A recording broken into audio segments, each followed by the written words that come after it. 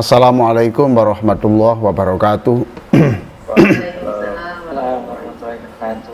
Alhamdulillah wassalatu wassalamu ala rasulillah wa ala alihi wa sahbihi wa mawalah, amma ba'du.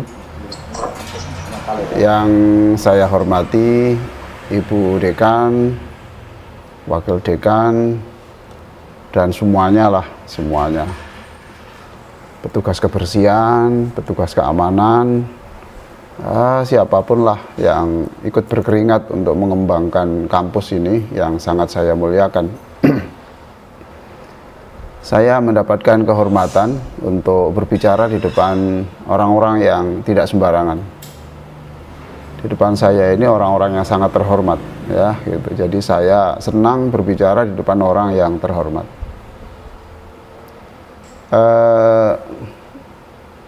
Saya diminta untuk berbicara tentang, tiba-tiba kok ada judul baru, integrasi sains dan agama. Nanti aja kapan-kapan itu ya, karena suratnya dari Bu Dekan itu tidak ada topiknya kok, jadi gampang lah nanti.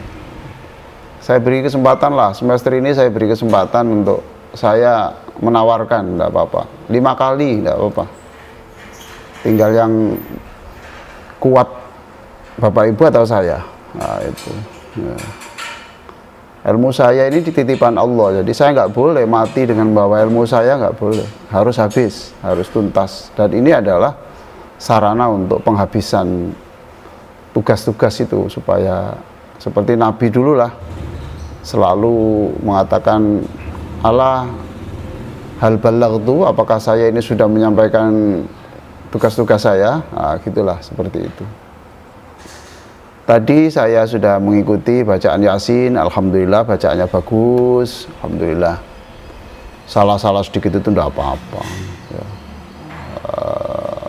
Istighosah, alhamdulillah bagus. Ada salah-salah sedikit itu tidak apa-apa. Jangan membesar-besarkan kekurangan orang ya. Hidup itu kalau pekerjaannya itu membesar-besarkan kesalahan, itu nanti matinya itu su'ul khotimah. Tapi yang husnul khotimah itu adalah justru membesar-besarkan kelebihannya. Itu istilahnya itu zoom in and zoom out. Kalau dalam terapi sholat itu saya gunakan istilah, kalau ingin bahagia maka tolong zoom in kelebihan orang dan zoom out kesalahan atau kekurangan orang. Kalau yang di zoom in itu kejelekan, kekurangan orang ya, itu dia itu cepat tua, itu satu. Karena yang diingat-ingat itu kejelekan orang, sedih, marah, kecewa, macam-macam lah itu. Cepat tua itu, walaupun pakai multivitamin atau apa, mandinya saja pakai air dari Jepang itu, wah cepat tua. Karena otak ini akan menentukan sistem tubuh kita. Saya masih ingat kata-kata Gandhi itu, kebebasan yang paling penting dalam hidup ini adalah kebebasan untuk melakukan kesalahan. Itu Gandhi mengatakan gitu. Artinya terimalah orang dengan segala kekurangannya. Begitulah. Mungkin kajian-kajian kita yang akan datang mungkin ya tidak harus Yasin ya, tapi mungkin ganti-ganti surat yang kita baca. Saya kemarin itu di gedung keuangan ya, ada seseorang yang pegang Quran, terus saya tanya, Quran apa ini Pak, kok besar ini? Ya Quran dan terjemah Pak itu. Kok dibawa kemana-mana Pak? Itu besar kayak gini. Iya, saya lagi program dengan istri saya Pak, itu untuk supaya pernah dalam hidup saya ini pernah membaca Quran dan terjemahnya tuntas. Nah, gitu. Saya ingin membaca Quran dan terjemahnya tuntas dalam hidup saya ini. Nah, gitu. Itu di gedung keuangan loh Pak Ibu, itu bukan di gedung Twin Tower loh. Gitu.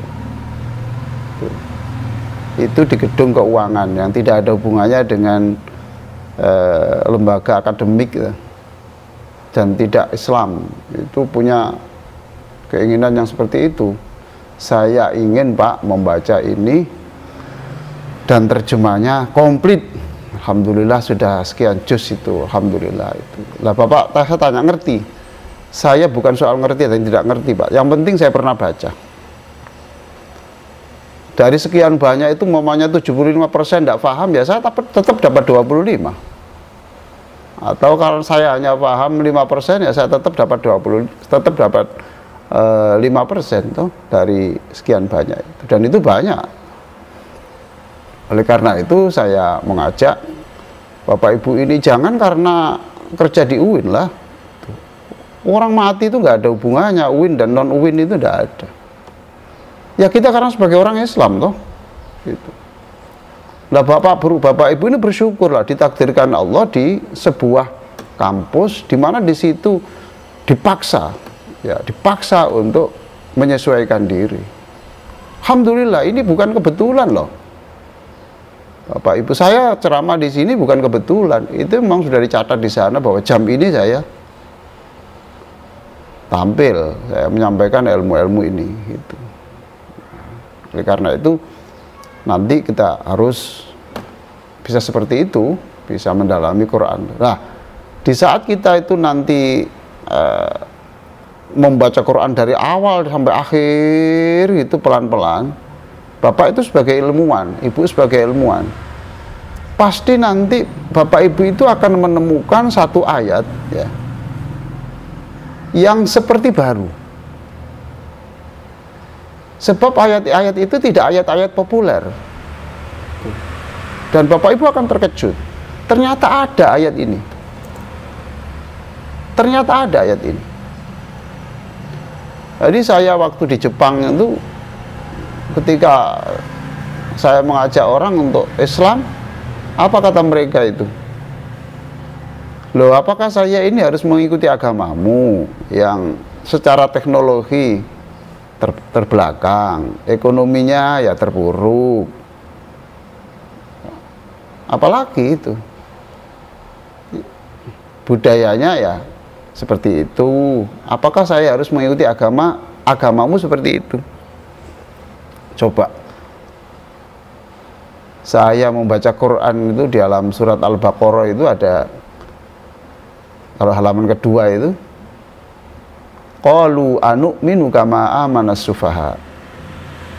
Ketika orang-orang kafir di Mekah itu diajak, ayo ikut Islam, kemudian apa kata mereka? Anu'minu kama amanas sufaha. Apakah kami harus beriman dengan imannya orang-orang terbelakang itu? Persis toh. Jadi Quran itu kadang-kadang muncul itu seperti baru turun kemarin. Ya, baru turun kemarin. Dan itu selalu ada. Jangankan sekelas kita ya, sekelas Umar bin Khattab itu pernah ketika tidak percaya bahwa Nabi Muhammad SAW wafat itu, diingatkan oleh Abu Bakar. Umar, coba lihat ini, coba dengarkan ini. Wa ma Muhammadun illa rasul, surat Ali Imran. Qad khalat min qablihi rusul. Muhammad itu ya rasul biasa seperti rasul-rasul yang dulu, dan rasul-rasul yang dulu ya sudah wafat. Apa kata Umar? Abu Bakar, ayat ini seperti baru turun jam ini ya. Gitu. Nanti ketika kita mempelajari Quran bertahap lah, tidak harus tahun ini, tidak harus tahun ini. Terus ketemunya itu bisa 10 tahun yang akan datang. Mungkin menjelang nazak kita baru ketemu, tidak apa-apa. Tidak apa-apa. Tidak usah ditarget-target. Nah itu. Jadi ada selalu ayat yang baru. Saya juga begitu. Ya, saya juga begitu. Saya tidak riya. Saya menyampaikan saja. Barangkali ada yang mau gitu ya. Karena saya ini profesor, saya ya imam, saya tidak boleh sama dengan yang lain. Itu dalam hal apa? Di dalam hal ibadah. Jadi Ramadan ini saya program menghatamkan Quran dalam posisi sholat. Wah, siapa yang mau? Nah, dekan tuh ya cocok gitu. Dekan mau mimpin banyak orang ya. Itu. Ya tidak apa-apa tuh pegang Quran, nanti waktu rukuk dipegang lagi itu diletakkan di meja, nanti berdiri lagi. Salat sunnah saja lah. Minimal ya 5 juz lah kalau dekan 5 juz. Ya. Bukan apa-apa itu.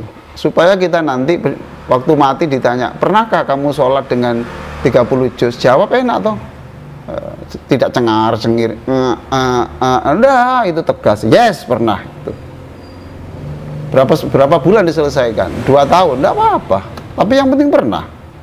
Yang penting pernah. Kalau guru-guru ngaji sudah saya wajibkan semuanya begitu posisi itu. Tidak harus sebulan.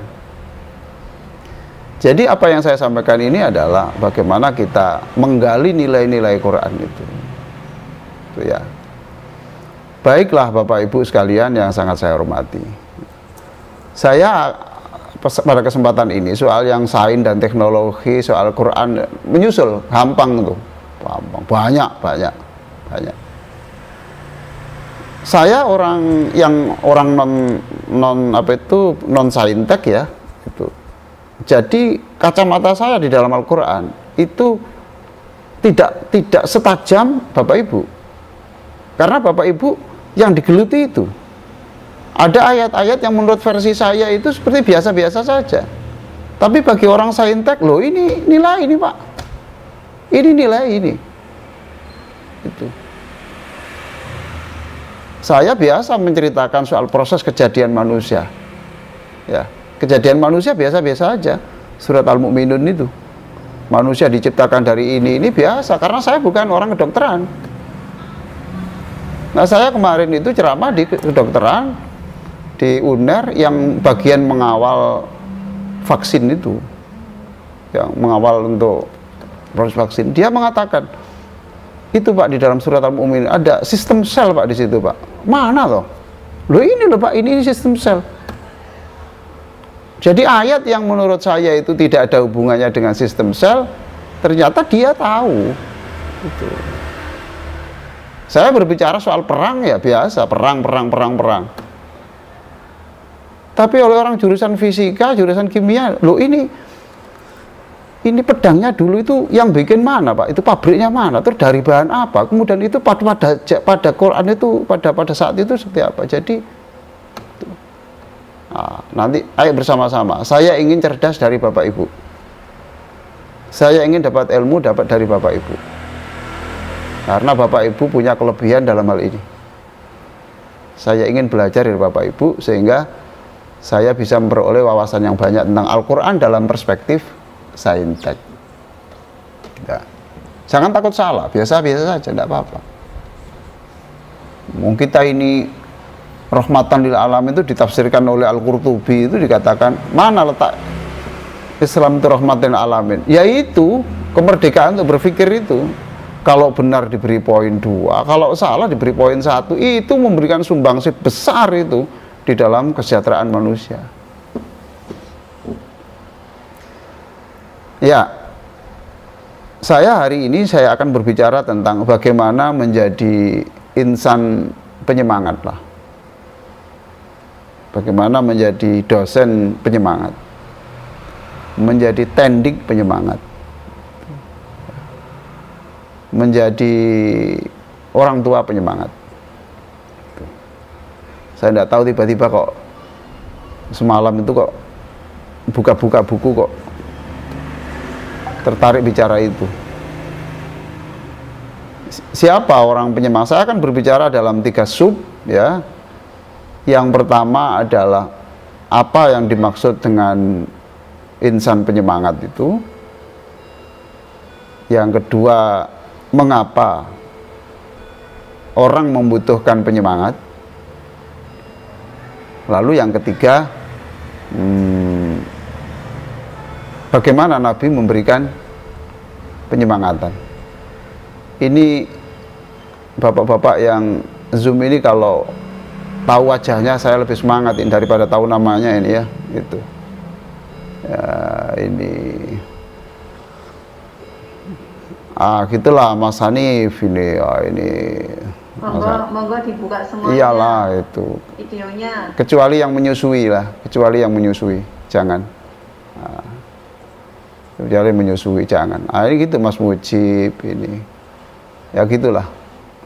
Soalnya kalau saya kuliah itu kalau ada yang nutup saya anggap out gitu. Kalau saya kuliah itu siapa yang nutup alasan apapun saya anggap out. Nah, gitu supaya serius lah. Supaya saya tahu ada yang di warung kopi, di tidak apa-apa toh, di mobil tidak apa-apa. Tapi yang penting saya tahu wajahnya. Tuh. Ini ada Pak Supriyadi ini, wah jadi mertua sekarang luar biasa. Jadi saya bicara dengan dalam 3 hal ya. Satu motivator. Apa sih motivator? Penyemangat itu adalah orang yang memberi dorongan orang lain untuk lebih bersemangat untuk melakukan sesuatu. Nah, itu bisa verbal, bisa non verbal. Ya, kita harus menjadi orang seperti itu. Ya. Maka Quran itu ngatur betul.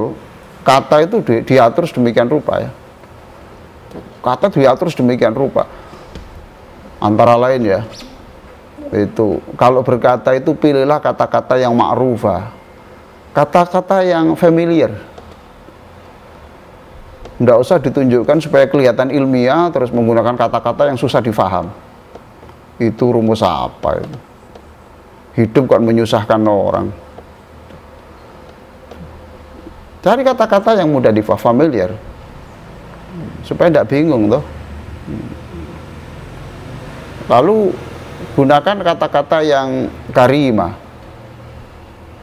Karimah itu kalau di dalam Al-Quran dan terjemahnya itu nggak ada bedanya itu, karena yang baik, yang baik, yang baik, yang baik gitu. Ma'rufah ya baik, karimah ya baik, ya gitu aja enggak. Tapi saya teliti itu karena ada hubungannya dengan public speaking. Kaulang karimah itu mencerminkan bahwa kata-katamu itu kata-kata yang mencerminkan kamu orang terdidik, itu orang terpelajar. Masya Allah.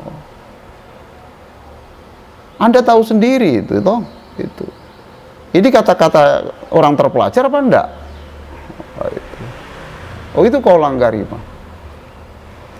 Ada lagi qaulan sadida. Qaulan sadida itu yang argumentatif ya. Ada argumennya. Ada argumennya. Ada qaulan maisuro. Yang bikin orang happy lah, kata-katanya itu ya, itu qaulan maisura saya kira ya motivational speech itu, motivational speech itu. Nah, kalau kita memilih kata yang itu salah ya enggak apa-apa toh. Kalau kita ngaji salah, baca doa salah. Saya ini membaca ini buku ini, Effective Speaking, The Challenge of Effective Speaking, Rudolf Verderber. Saya baca ini. Di situ tuh ada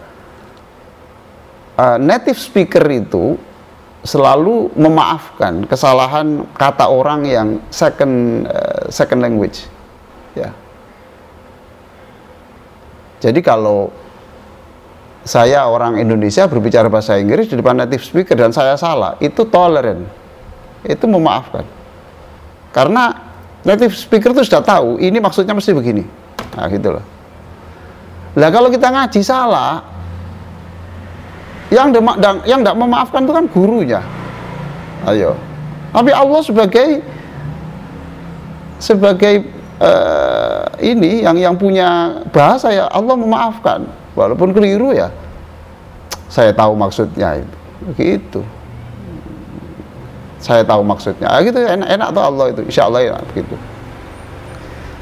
Jadi itu motivator itu adalah dosen yang pendik, yang Masya Allah melayaninya itu membuat orang lain itu semula sakit itu sembuh lah,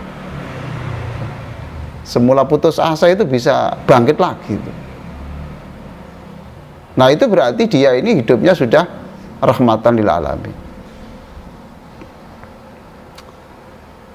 Ada mahasiswa yang tidak melanjutkan kuliah, saya tanya, ada nggak ada biaya toh mas? Itu.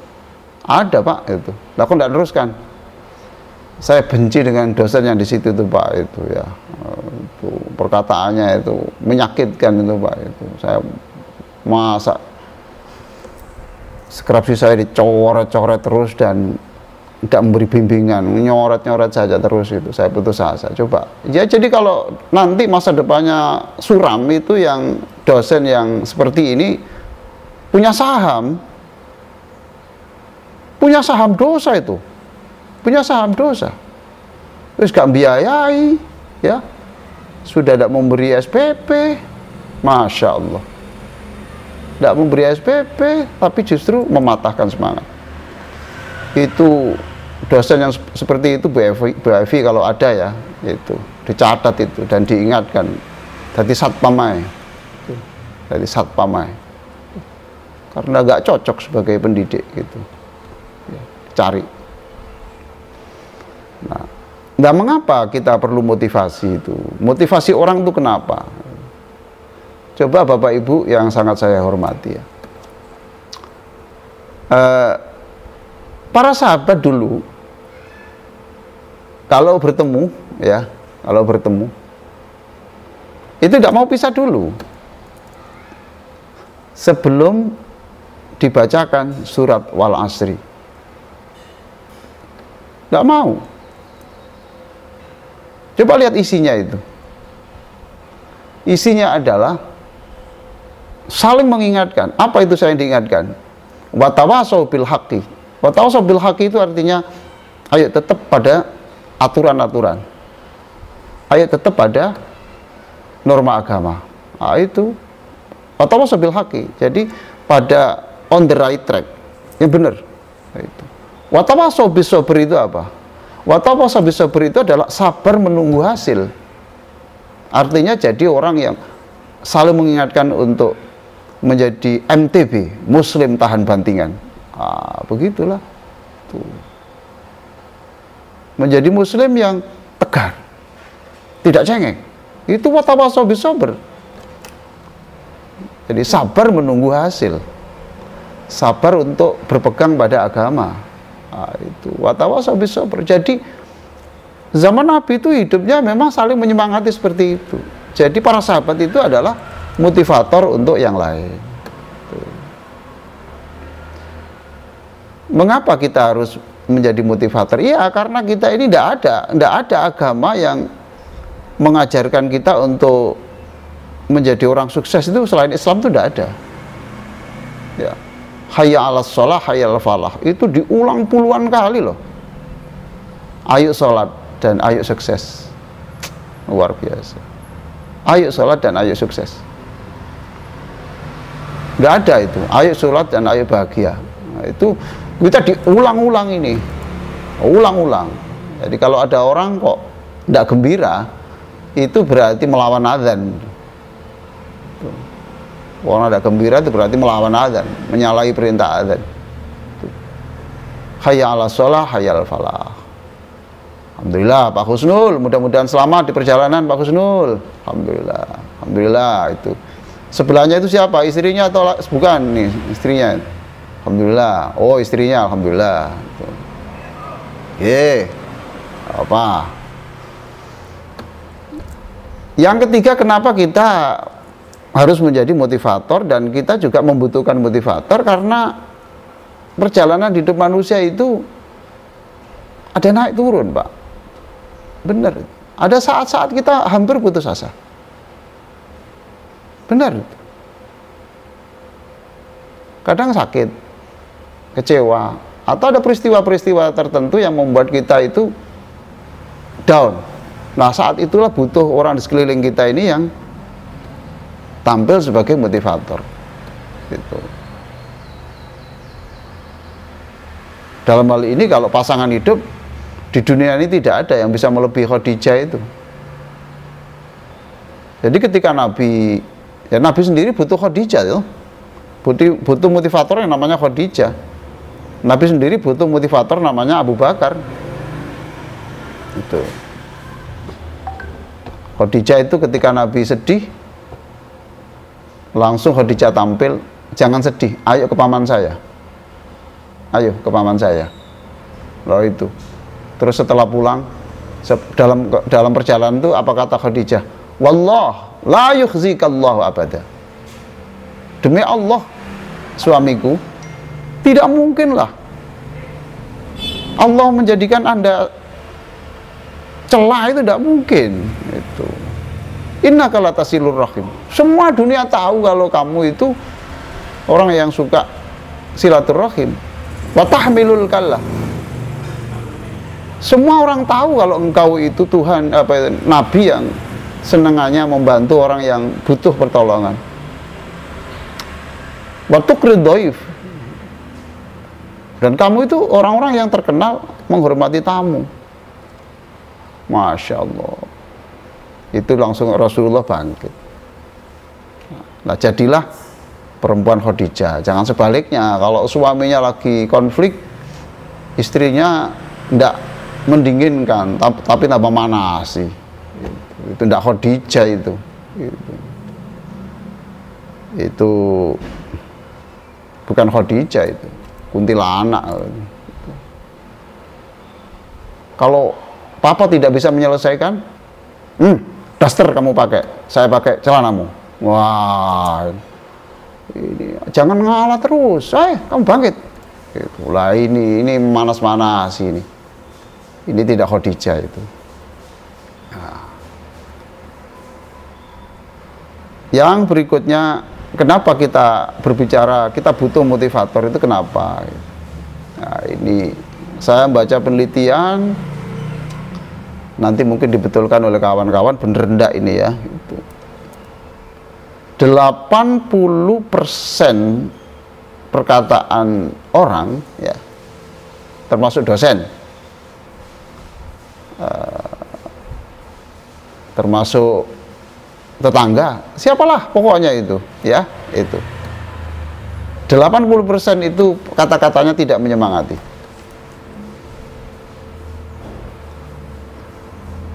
Only 20%, hanya 20%, hanya 20% yang menyemangati. Kalau Pak Yai Fathur itu jelas menyemangati pakai doa, itu jelas, itu sudah, doa itu menyemangati itu. Apalagi dilakukan dengan lagu Abdurrahman Sudhias, itu mantap itu Pak Fathur, sudah. Alhamdulillah itu. Hanya 20%. Lah kalau itu diberlakukan di Saintek, ya berarti 80% pendik dan dosen di Saintek itu ya tidak menyemangati. 20%, hanya 20% yang menyemangati. Itu kalau umum, tapi bisa saja exception ya, di Saintek ini dibalik. Nah, kajian-kajian seperti ini adalah membalik. Jadi kita tidak boleh menjadi manusia biasa. Orang biasa adalah perkataannya pada umumnya adalah yang tidak menyemangati. Lah, kita agama datang untuk kita berubah menjadi manusia yang tidak biasa, tapi extraordinary, menjadi orang yang luar biasa. Alhamdulillah. Halo Pak Ustadz Abdullah Hamid, kaifa haluk ya Syekh? Alhamdulillah, mantap. Di mana ini, di Tuban ini? Di Sidoarjo. Oh iyalah, alhamdulillah. Oke. Sekarang itu sub yang kedua ya, sekarang yang sub yang ketiga, terakhir ini, yang terakhir. Yang terakhir.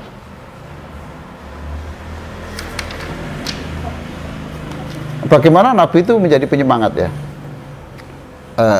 Saya membaca hadis di Riyadhus Shalihin yang ditulis oleh Imam An-Nawawi ya. Imam Nawawi itu umur 40 sudah meninggal dunia loh, tapi karyanya banyak itu. 40 sudah karyanya banyak. Tidak dosen tetap loh Imam Nawawi itu. Itu dosen tetap. Umur 40 karyanya banyak. Imam Syafi'i 50 meninggal. Itu. Tidak dosen loh ya. Tidak ada rimun, tidak ada. Tidak ada komputer loh. Kita dipermalukan sejarah sebenarnya. Tuh. Imam Nawawi 40. Nah, ilmuwan-ilmuwan muda, ilmuwan-ilmuwan Islam itu saya hitung-hitung itu usianya rata-rata lebih pendek daripada ilmuwan-ilmuwan yang non-muslim. Galileo itu berapa? Tuh, Aristoteles berapa? Tua-tua itu. Karena mereka ini olahraga dan olahraga. Lah kita ini semakin lama persediaan makan kita semakin berlebih, itu Masya Allah. Acara apa saja di restoran, ya makan, pulang bawa berkat. Ada yang maghrib tahlil, isya tahlil, makan lagi, itu Masya Allah. Di rumah, di meja ada makanan, makan lagi, itu. Olahraganya kurang, terus kalau sakit itu kemudian dijawab, sudah takdirnya, insya Allah ada hikmahnya, ya selesai. Itu. Jadi memandang takdir itu terlalu cepat itu kemudian melemahkan etos penelitian, etos usaha. Nah, gitulah. Nah, di dalam hadis itu ditafsiri oleh Muhammad bin Allan As-Siddiqi dalam kitabnya Dalilul Falihin. Ini ceritanya. Sebenarnya saya menyampaikan ingin 5 kasus yang ada dalam Al-Quran soal itu. Ketika Nabi menggali parit ya, dalam pertempuran melawan orang kafir di Madinah, waktu itu Nabi bertanya ini, kita itu melakukan serangan atau kita bertahan di kota? Gitu. Akhirnya Nabi sepakat bertahan di kota. Kemudian ada orang baru di sekitar Nabi, sangat junior,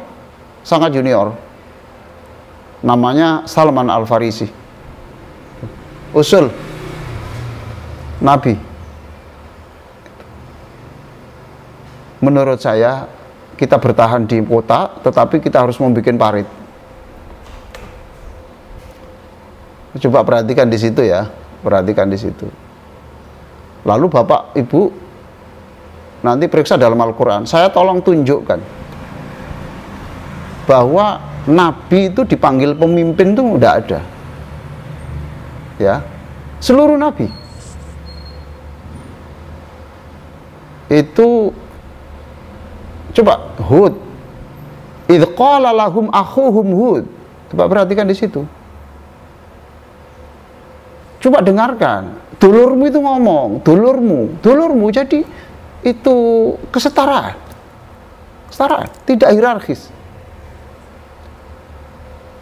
Idz qala lahum akhuhum Shalih. Dengarkan itu. Dulurmu itu, saudaramu itu, temanmu itu. Jadi Nabi itu di dalam di tengah sahabat itu seluruhnya itu adalah pertemanan. Di dalam ayat yang sering Bapak baca, wa ma sahibukum bimajnun. Sahibukum, Muhammad itu sahibukum, itu temanmu. Itu tidak gendeng itu, temanmu itu tidak gendeng. Itu loh. Ya, teman lah, itu teman. Itulah yang dikembangkan di dalam manajemen yang terbaru di Amerika Serikat, teori-teori ini yang dikembangkan ya. Nah itu, jadi walaupun junior berani ngomong itu, Nabi menurut saya itu kita bikin parit. Apa kata Nabi? Ini adalah ide baru yang belum terkenal di Arab. Pantas ini kamu dari Persia itu, Salman Al-Farisi, luar biasa itu. Akhirnya disepakati membuat parit itu di sebelah selatannya Madinah, memanjang timur dan barat. 6 hari pada bulan Syawal. Ya, pada bulan Syawal. Nah, pasukannya berapa? 3.000. Lalu apa yang saya maksudkan di sini itu Nabi itu menjadi motivator ya, verbal atau non verbal. Nabi saat itu ya, Nabi belum makan selama 3 hari dan Nabi terus bekerja. Masya Allah. Ketika Fatimah datang bawa makanan, ini adalah makanan pertama sejak 3 hari belum makan. Jadi konsumsi itu tidak menghalangi aktivitas gitu loh ya. Oh di sini ada kadang-kadang acara ndak kebagian konsumsi aja komentarnya panjang. Astagfirullahaladzim. Masa uripe badokan itu yang cerdas itu. Nabi itu tiga hari loh tidak makan dan minum. Ya Allah ya Rabbi, 3 hari. Terus setelah itu Nabi terlihat sudah lapar itu, ambil batu diletakkan di perut, kemudian ditalikan ditali. Saat itu ada orang lapor, Nabi, ini ada batu besar yang tidak bisa dipukul ini Nabi. Gitu. Coba Nabi itu menyemangatinya gimana? Bukan begini, oh gitu toh. Iya ya, aku ya bingung dewean. Lah pimpinan kok bingung? Enggak boleh bingung, enggak. Apa yang mengatakan? Ana nazil. Wah, ana nazil. Saya yang datang menyelesaikan. Wah, ya Allah kata Nabi. Nabi kemudian membawa gudang besar dalam keadaan lapar, dipukulkan di batu. Keluar, itu pecah. Dan cahaya itu mengarah ke Syria. Mengarah ke Syria. Orang geleng-geleng kepala saja. Masya Allah, batu sekian dipukul sekali. Dan di Syria itu kata Nabi, besok berarti Islam itu berkembang di sana. Dipukul lagi, jebol. Pukul lagi 3 kali, habis itu. Ya Allah. Ana nazil. Wah itu penyemangat betul itu. Motivator luar biasa. Andai kan dipukul tapi tidak berhasil juga tidak apa-apa, tidak mengurangi gengsinya Nabi itu. Yang penting kan berbuat itu. Kalau andai kan tidak bisa ya Nabi bisa ngomong toh, aku ya gak iso podo-podo menunggu sore, tapi yang penting kita berusaha toh rek gitu. Ini masih banyak, ini masih ada surat Taubah 40, Ali Imran 173, An-Nisa 84, An-Nisa 82. Ini banyak, tapi tidak mungkin saya jelaskan ini. Tidak mungkin. Ini Zoom itu tidak boleh lebih 1 jam, tidak boleh. Zoom itu idealnya 1 jam. Itu. Jadi kalau baca Yasin ya Al-Baqarah atau apa ya dibaca di rumah, terjemahnya apa, terus nanti di sini penutupnya aja. Kemudian apa? 1 jam. Dan perlu dicatat, jangan kaget di dalam Quran itu selalu diterangkan di sekitarmu itu tidak akan sepi dari penggembos. Jadi itu sunatullah, tenang-tenang saja. Kalau tidak percaya lihat surat An-Nisa 72. Wa inna minkum lamal layubatti'an. Dan sungguh pasti di antara kamu itu ada orang-orang yang pekerjaannya itu bikin lamban. Layubatti'an itu. Terus ketika Nabi sudah mulai agak lambat gini, terus kata Allah ayat berikutnya, la tukallafu illa nafsak. Muhammad, yang saya suruh itu kamu, bukan yang lain. Ya, Muhammad, yang saya suruh itu kamu. Kalau yang lain tidak ada yang mau, kamu sendiri harus berangkat. Gitu. Waharridil mu'minin. Inilah Bapak Ibu sekalian ya, karena ini topiknya motivatif Pak, saya harus menyampaikannya juga semangat Pak, nggak boleh. Kalau saya jelaskan siksa kubur ya saya agak melankolis itu. Ini kan judulnya, masa judulnya penyemangat terus kan tidak cocok itu. Kalau di dalam metrik penilaian public speaking itu apakah intonasinya sama dengan kontennya lah gitu. Nah, ini sudah saya sesuaikan sehingga saya berharap tidak sampai isinya ya, intonasi saya saja itu sudah cukup untuk menyemangati Bapak Ibu sekalian. Terima kasih moderator, terima kasih Bu Evi. Insya Allah saya siapkan materi-materi yang lain. Masih banyak ini loh Bu. Ini topik 1, topik 2, loh ini terus. Udah habis ini, loh. Matur nuwun, Bro, matur nuwun nggih. Saya beli buku kemarin itu ini, loh beli buku. Oh. Iya ini, saya siapkan, saya intek. Ya Allah, subhanallah, matur nuwun, matur nuwun. Soal ada yang tersinggung, enggak apa-apa. Kalau ada yang tersinggung dengan ceramah ini, alhamdulillah berarti paham. Paham itu. Kalau yang enggak tersinggung itu berarti itu mediocre mind. Ya. Kata Albert Einstein itu, great spirits always encountered violent opposition from mediocre mind. Ide-ide besar itu selalu ditantang oleh orang-orang yang pikirannya itu ecek-ecek, itu mediocre mind, itu pikirannya itu jorok-jorok, yang itu orang primitif. Jadi kalau ada yang menggembosi ibu, itu anggap saja itu from mediocre mind. Tenang saja, jalan terus itu. La tukallafu illa nafsak. Kalau andaikan kita nabi kemudian yang saya suruh itu kamu, bukan anak buahmu. Kalau yang anak buahmu malas semua, kamu harus tampil sendiri. Oh gitu. Itu makanya nggak main-main berani jadi dekan itu. Berat itu. Ya. Cocok dengan tunjangannya lah, cocok dengan tunjangannya. Yang lain sudah tidur, dekan belum tidur, itu pantas, yang tunjangannya beda. Begitu.